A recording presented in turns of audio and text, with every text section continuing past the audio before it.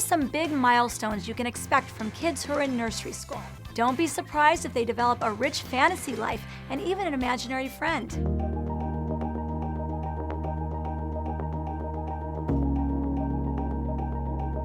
I'm Dr. Altmann. Parents often ask me if their child's development is normal.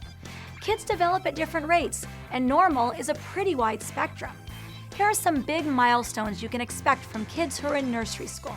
You'll be amazed at how quickly their language skills are growing.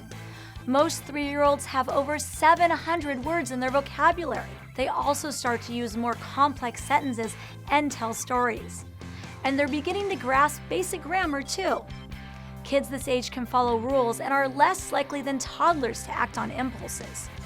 You'll see them develop more patience working to complete a task, even if it's kind of hard. And although they're learning how to play well with other children, they still need guidance with taking turns and sharing. Don't be surprised if they develop a rich fantasy life and even an imaginary friend. Kids are also developing a more sophisticated sense of time. They understand the concept of yesterday, today, and tomorrow.